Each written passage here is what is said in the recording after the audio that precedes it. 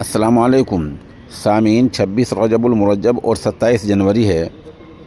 خبر کا عنوان ہے اتراکھنڈ میں آج سے یونیفارم سول کوڈ لاگو ہو جائے گا۔ یہ اعلان وہاں کی سرکار نے کیا ہے۔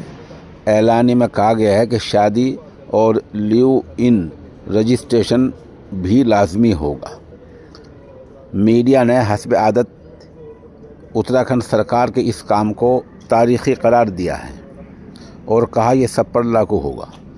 پہلے بتلا دوں، اس پارٹی کے نشانے پر جو سماج ہوا کرتا ہے اس سماج کی بنیاد الحمدللہ قرآن و حدیث پر ہے۔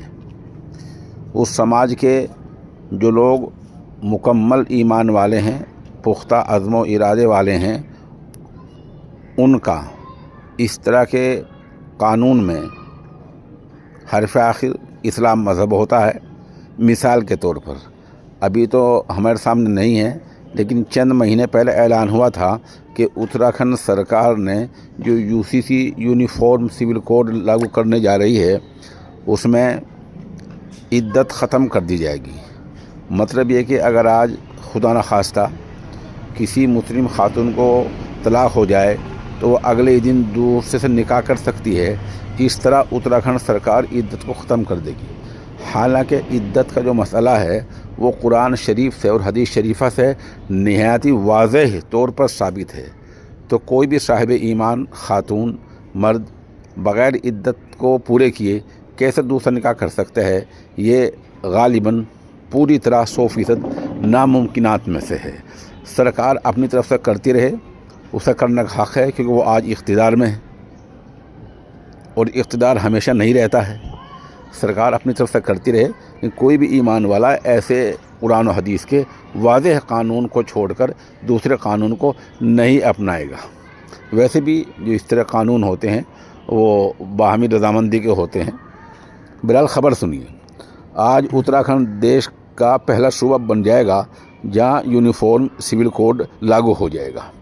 اس قانون کے لاگو ہونے کے بعد شادی کے رجسٹریشن سے لے کر طلاق تک سبھی مذاہب اور مذہب کے لوگوں کے لیے قانون ایک جیسا ہو جائے گا۔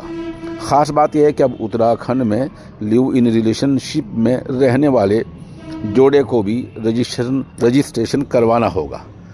بیچ میں ایک بات عرض کر دوں، پہلے خبروں میں یہ بات آئی تھی کہ ایک خاص قبیلے کو اس سے مستثنا الگ رکھا گیا ہے۔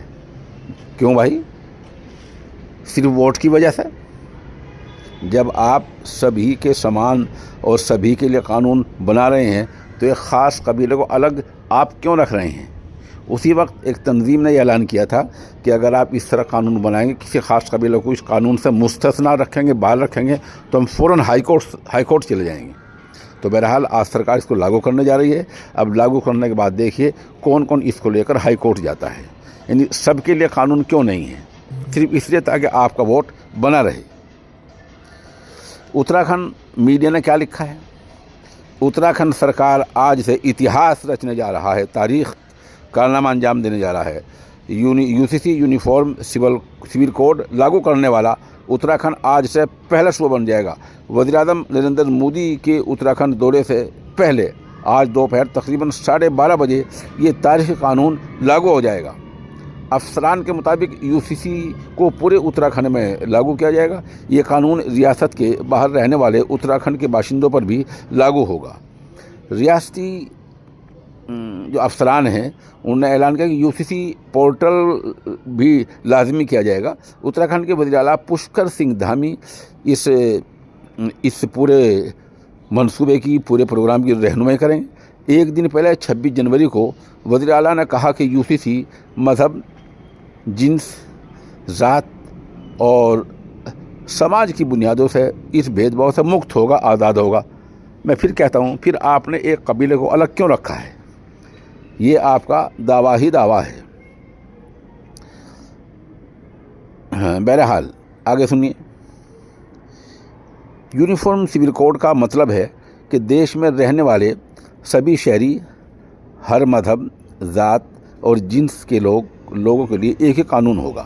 اگر کسی ریاست میں سول کوڈ لاگو ہوتا ہے تو وہ شادی، طلاق، بچہ گود لینا اور جائیداد کے بٹوارے کے ساتھ ساتھ لیو ان ریلیشن شپ جیسے تمام معاملات میں وہ برابر ہوں گے۔ تو بہرحال اس طرح قانون لاگو ہونے جا رہا ہے۔ جیسے میں نے عرض کیا، کوئی بھی صاحب ایمان آدمی اس قانون کو عملاً نہیں مانے گا جو قرآن و حدیث کے واضح خلاف ہو۔ آپ کیا اعلان کرتے ہیں یہ آپ کا حق ہے، آپ چونکہ اقتدار میں ہیں، آپ سرکار ہیں، آج اعلان حق ہے، اور آپ کا سارا کام ووٹ کی بنیاد پر ہوتا ہے۔ کل اگر آپ کو پتہ چل جائے کہ ووٹ سول کوڈ ہٹانے میں ہے تو آپ اس کو ہٹا بھی دیں گے۔